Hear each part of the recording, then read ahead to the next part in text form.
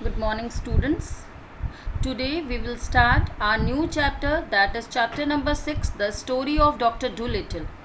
First of all, I will tell you about the story. This chapter is a short extract from the opening chapter of the book, The Story of Dr. Dolittle, written by Hugh Lofting. Now, before starting the chapter, I will tell you all about the word to know, the difficult word used in the chapter, which are as under. Students, आज मैं आपका नया chapter start करूँगी. Chapter का नाम है chapter number 6. Chapter का नाम है the story of Doctor Dolittle. ठीक है. और ये जो है वो book the story of Doctor Dolittle से लिया हुआ है. पहले सब लोग, all of you just open your page number 75. सब लोग अपना पेज नंबर 75 खोलेंगे. Word to know. First we will discuss word to know means difficult words. Okay, so the first difficult word is butcher's book. The butcher's book means the book the butcher used for writing down what meat has been supplied and how much is owed. Means butcher's book. butchers मतलब कौन होता है? जो meet वगैरह cut करते हैं. तो butcher's book होती है जो butchers का वही खाता होता है कि उनके पास सब कुछ उस बुक में लिखा होता है कि कितना मीट उनको चाहिए और कितना मीट वो सप्लाई कर चुके हैं. How much is owed and how much what meat have been supplied. कितना मीट था, कितना सप्लाई कर चुके हैं, वो बुचर्स की बुक में लिखा हुआ होता है. एक तरह से हम कह सकते हैं उनका वही खाता हो. तो मतलब एक बुक टाइप की होती है, उसमें मीट से रिलेटेड सारी चीज़ों को मेंटेन करके रखते हैं. Cracker. Cracker means a thin crisp wafer of biscuits. Okay, वो बिस्किट्स का या वेफर्स का पतला जो होता पतली चीज़, ईटेबल चीज़ जो बिस्किट या वेफर्स की तरह होती है. Dressers. A low chest of drawer. वो नीचे की तरफ ड्रॉर होता है जनरली, जो हमारे स्टडी टेबल में होता है या हमारे टीवी ड्रॉर्स के नीचे होता है, उसको हम बोलते हैं ड्रेसर. या ड्रेसिंग टेबल के नीचे जो ड्रॉर्स बने होते हैं, that is low chest of drawers. Hedgehog, a type of small mammal with sharp spine covering the body. Hedgehog एक तरह का, जैसा कि आप पिक्चर्स में भी देख रहे हो, पिक्चर में भी एक एनिमल बना हुआ है, वो hedgehog है. वो एक स्मॉल मैमल होता है और उसके बॉडी के ऊपर तीखे तीखे स्पाइन जैसे, मतलब निडल जैसे कुछ निकले हुए होते हैं. लिनन क्लोसेट, अ कैबिनेट और recess for storing clothes and sheets. मतलब जिसके अंदर आप वो कैबिनेट, मतलब वो एक तरह से अलमारी होती है जिसके अंदर आप अपनी चीज़ों को रखते हो, अपने क्लॉथ्स को रखते हो, अपनी यूज़ करने के लिए चीज़ों को रखते हो, उसको बोलते हैं. उसके बाद है pantry, a small room usually near a kitchen where food and other dining articles are stored. एक छोटा रूम जो आपके किचन से अटैच होता है, जहाँ पे आप किचन से रिलेटेड सामान रखते हो या क्रॉकरी वगैरह आप वहाँ पे रखते हो. एक तरह से आप उसको कह सकते हो कि एक तरह से आपका किचन का स्टोर होता है वो. Okay. Porridge, a soft food made by boiling oats और सीरियल इन वाटर और मिल्क. पोरेज होता है सीरियल, मतलब कोई जैसे दलिया होती है, बेसिकली दलिया को हम पॉरेज भी कहते हैं. वो सीरियल्स या ओट्स जिसको हम पानी या दूध में बॉयल करके सॉफ्ट करके खाते हैं. Okay. Now the next one is rheumatism. ये एक तरह से बीमारी होती है, मतलब प्रॉब्लम्स होती है. A condition in which discomfort is felt in the limbs and joints. एक तरह से हम कह सकते हैं जो गठिया की प्रॉब्लम्स होती हैं वो होती है जो लोगों के लिम्स में या जॉइंट्स में पेन होता है, उठने बैठने में तकलीफ होती है. That is. Now the next one is ridiculous. Ridiculous means silly, deserving to be made fun of. मतलब बहुत रिडिकुलस मतलब बहुत किसी चीज़ का मजाक बनाते, मतलब ऐसा काम करते हैं जो सिली होता है, मतलब जिसका कोई लॉजिक नहीं होता है. Stockings, long tight fitting socks born by people, जो खूब लंबे जो सॉक्स होते हैं जो जनरली आपके नी के ऊपर आते हैं और टाइट फिटिंग के होते हैं और लोगों के द्वारा पहने जाते हैं, उसको हम कहते हैं स्टॉकिंग्स। स्टॉकिंग्स आप पहले भी चैप्टर में पढ़ चुके हो, पिपीज लॉन्ग स्टॉकिंग्स में। Weeping willow, a type of tree with long branches and leaves that reaches down to the ground. ये एक तरह का ट्री होता है जिसकी जो ब्रांचेस होती हैं बहुत लंबी होती हैं और उसकी जो लीव्स होती है वो नीचे ज़मीन तक को छूती है। ठीक है, so now we will start the explanation part of this chapter. So the explanation part is,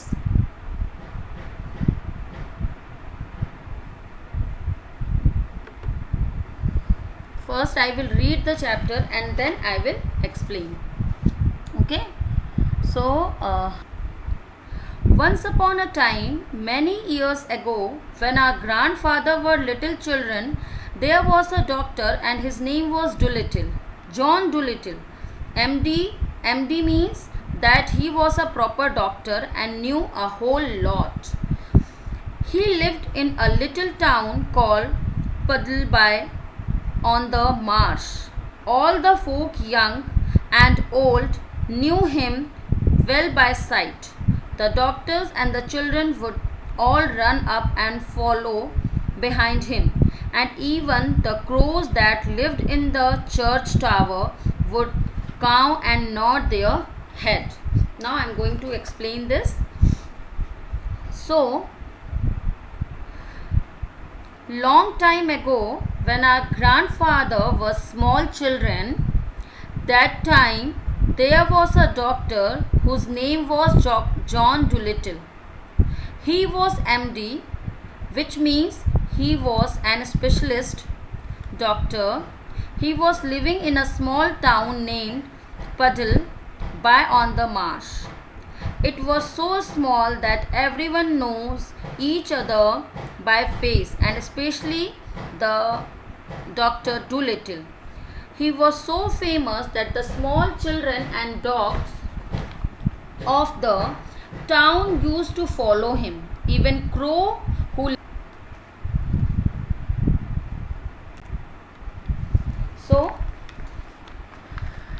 उसने बताया है कि एक समय की बात है, बहुत साल पहले, एक जब हमारे ग्रैंडफादर छोटे बच्चे हुआ करते थे तो वहाँ पे एक डॉक्टर थे। डॉक्टर का नाम था Doctor John Dolittle. Doctor John Dolittle MD थे। MD means MD medicine means that he was a proper doctor, knew a whole a lot. He was a proper doctor, मतलब वो एक पूरे, मतलब प्रॉपर डॉक्टर मीन्स वो MD means masters, जो medicine में masters करते, मतलब उनको डॉक्टरी की पूरी नॉलेज थी। ठीक है। He live in a little town called पडल। वो एक छोटे से गांव में रहते थे जिसका नाम था Puddleby on the Marsh all the folk young and old knew him by his side. जो और वहाँ पे जितने भी लोग थे, मतलब जो भी गांव फोक, मतलब वहाँ के लोग, ठीक है, चाहे वो बूढ़े हों या यंग हों, सब लोग उनको देख के ही पहचान जाते थे कि ये डॉक्टर डुलिटिल हैं। इवन वहाँ के छोटे बच्चे और जो डॉग्स थे वो भी उनके पीछे पीछे भागते रहते थे, उनको फॉलो करते थे। जो वहाँ के क्रो थे, मतलब कौवे थे, जो चर्च टावर पे रहते थे, वो भी डॉक्टर डुलिटिल को देख के काँव काँव करते थे, मतलब साउंड निकालते थे और अपने हेड्स को नॉड करते थे। Okay. The house he lived in on the edge of the town was quite small, but his garden was very large and had a wide lawn and stone seats and weeping willows hanging over. His sister Sarah Dolittle was a housekeeper for him.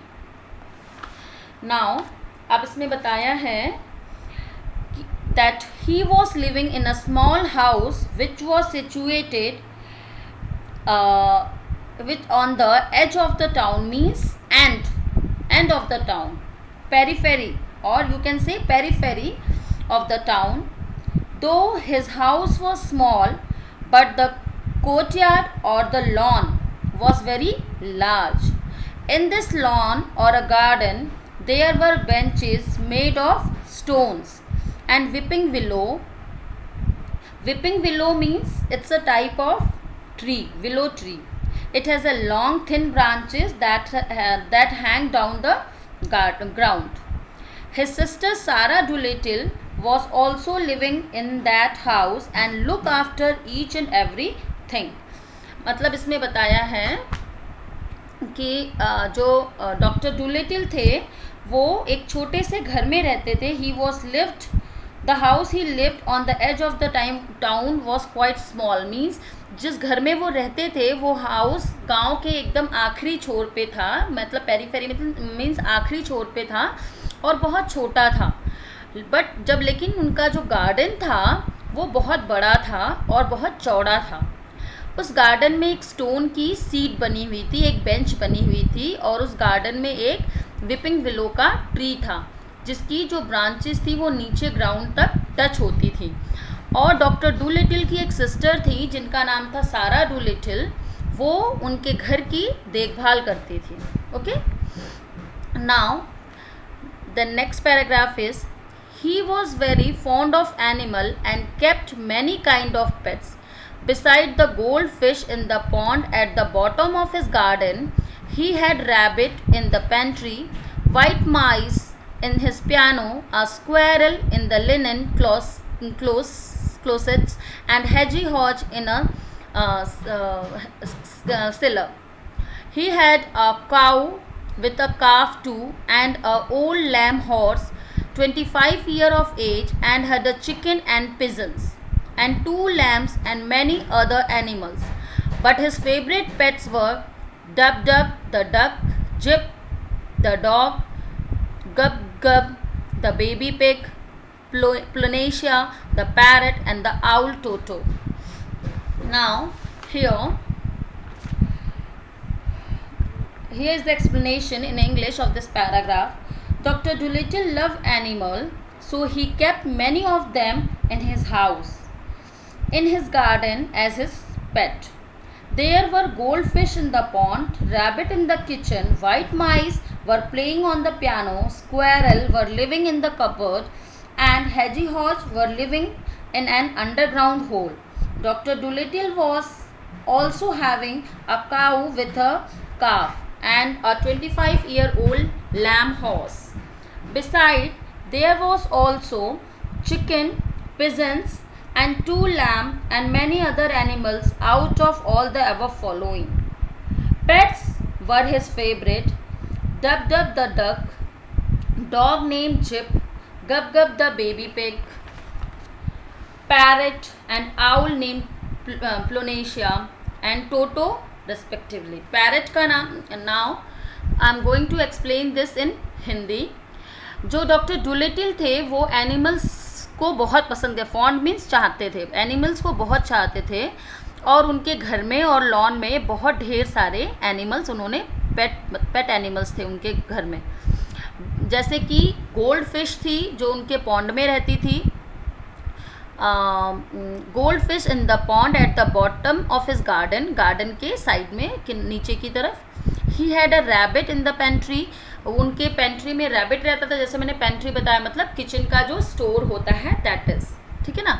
वहाँ पे माइस जो थी वो piano के ऊपर खेलती रहती थी.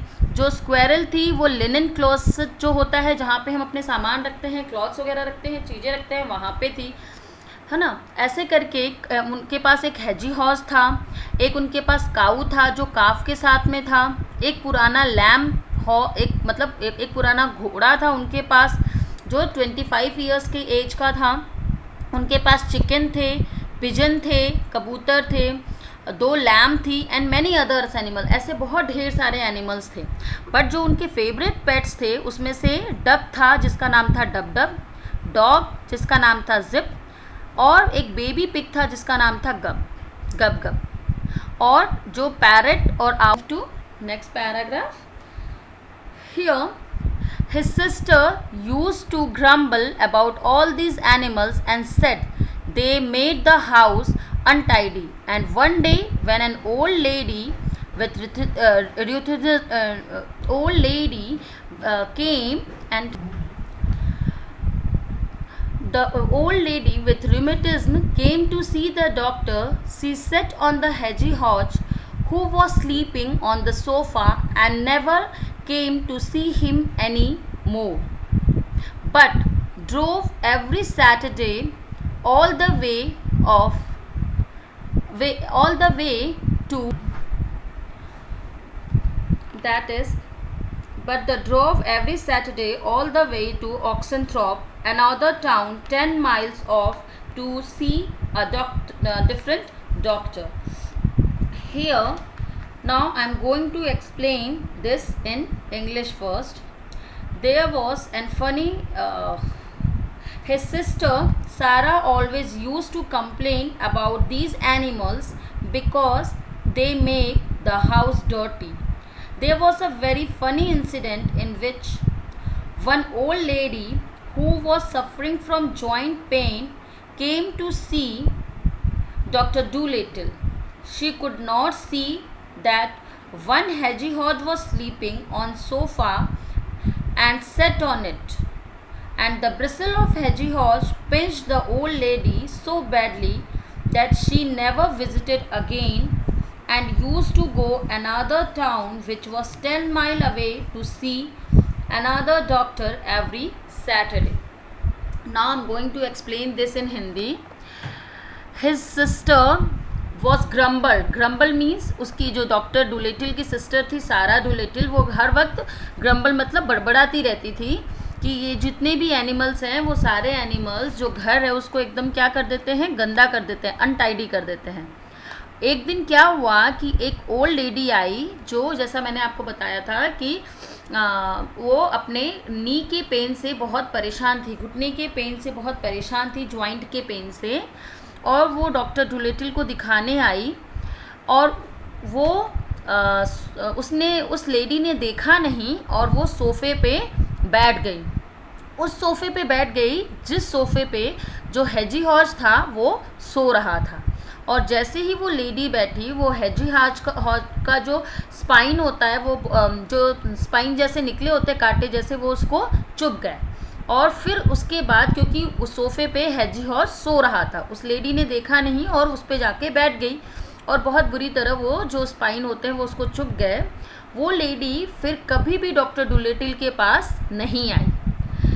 वो हमेशा जो पास में जो ऑक्सेनथ्रॉप नाम का एक टाउन था जो 10 किलोमीटर दूर था, वहाँ पे एक दूसरे डॉक्टर बैठते थे, वो वहाँ पे जाती थी हमेशा अपने आप को दिखाने के लिए हर सैटरडे या जब भी उसको ज़रूरत होती थी. वो 10 माइल्स चल के चली जाती थी, लेकिन वो पास का जो गांव था, लेकिन वो कभी भी डॉक्टर डुलेटिल के पास नहीं आई जब से उसको वो हेजीहॉज के ऊपर बैठ गई और जो उसके स्पाइन थे वो उसको चुभ गए. Okay. Then his sister Sarah Dolittle came to him and said, John, how can you expect sick people to come and see you when you keep all these animals in the house? If you go on like this, none of the best people will have you for a doctor. But I like the animals better than the best people, said the doctor. You are ridiculous, said his sister, and walked out of the room. Now I am going to explain this in English. Sarah always complained to Dr. Dolittle that he keeps such animal in his house, then nobody will come to see you, especially the best people. Best here refers to rich or reputed people. But Dr. replied that he liked animals in comparison to the so-called best people. Sarah walked out of the room in anger and said that your comments are laughable or silly. Now I am going to explain this in Hindi. Doctor Dolittle की sister थी सारा डुलेटिल, वो doctor John डुलेटिल के पास आई और बोला कि अगर तुम इन एनिमल्स को अपने घर में रखोगे तो कोई भी how can you expect sick people to come to see you, तो तुम कैसे एक्सपेक्ट कर सकते हो कि कोई सिक पीपल तुमको दिखाने के लिए तुमको अप्रोच कैसे करेगा, कोई भी बीमार पीपल तुमको अप्रोच कैसे करेगा जब तुम अपने घर में इतने ढेर सारे एनिमल्स को रखोगे। If you go on like this, अगर तुम्हारा सब कुछ ऐसे ही चलता रहा तो कोई भी बेस्ट पीपल तुम्हारे पास नहीं आएगा खुद को दिखाने के लिए। बेस्ट पीपल का मतलब है कि कोई भी रेप्यूटेड या रिच पीपल तुमको अपनी प्रॉब्लम्स बताने के लिए, अपनी डिसीज़ दिखाने के लिए, अपनी बीमारी को, अपने आप को चेक कराने के लिए नहीं आएगा। तो उस पर जॉन डुलिटल ने कहा that but I like animal better than best people. तो जॉन डुलिटल ने कहा लेकिन मैं एनिमल्स को ज़्यादा प्रेफर करता हूँ in comparison to the best people. You are ridiculous said sister and walked out from the room. Sister ने कहा तुम बहुत ज़्यादा रेडिकुलस हो, और वो गुस्से में, एंगर में उस रूम को छोड़ के चली गई। Okay, now so as time went on, the doctor got more and more animals, and the people who came to see him got less and less, till at last he had no one left except the cat's meat man, who did not mind any kind of animal. Now as the time passed, the number and variety of animals increases, and the number of patients continue to reduce, and finally there was no visitor except the butchers, or you can say meat man, who bring meat for the cats, as he has no problem with the animals. अब इसमें बताया है कि जैसे जैसे so as time went on, जैसे जैसे time बीतता गया, ठीक है, the doctor got more and more animals, और डॉक्टर ने और ज़्यादा एनिमल्स पालने शुरू कर दिए। The people came to see him, और धीरे धीरे एनिमल्स बढ़ते चले गए, और जो पेशेंट थे, जो ह्यूमन बीइंग थे, जो पेशेंट थे, वो कम होते चले गए। और एक टाइम ऐसा आया जब उनके पास एक भी पेशेंट, डॉक्टर जॉन डुलिटल के पास एक भी पेशेंट नहीं बचे, एक्सेप्ट जो वो मीट मैन था, जो कैट्स के लिए और इनके लिए मीट लाता था, उसके अलावा और कोई उनके पास नहीं आता था, क्योंकि जो वो बुचर था उसको एनिमल से कोई भी परेशानी नहीं थी। ठीक है, and now when he walk down the street in his hi hat, people would say to one another, there goes John Dolittle MD. There was a time when he was the best known doctor in the West Country. Look at him now. He has not any money and his stockings are full of holes. But the dogs and cats and the children still run up and followed him through the town, the same as they had done when he was rich. Now I am going to explain these two paragraphs in English. Everyone in the town was aware that nobody is visiting to Dr. Dolittle. So, on seeing him in the street of town wearing a high hat, people used to discuss among them that he is Dr. Dolittle, who was one of the best doctor in the past. But now he has no money, or he is so poor now that he is wearing torn socks. Why he became so poor? Because no one is visiting him for the treatment. But the things which is not yet changed is that little children's dogs and cats still run and follow him all through the town as earlier when he was rich. इसका मतलब है कि जब doctor Dolittle गलियों से निकलते थे अपने हाई हैट को पहन के, तो लोग उनको देखते थे और कहते थे देखो ये वही डॉक्टर डुलिटल एमडी मेडिसिन है। जब एक टाइम था कि वो यहाँ के बेस्ट डॉक्टर हुआ करते थे, लेकिन लुक एट हिम नाउ, लेकिन अब देखो उनकी तरफ, he has not any money, उनके पास कोई भी मनी नहीं है, और जो उनके स्टॉकिंग्स हैं मीन्स जो उनके सॉक्स हैं उसमें भी होल हो रखे हैं। क्यों होल हो रखे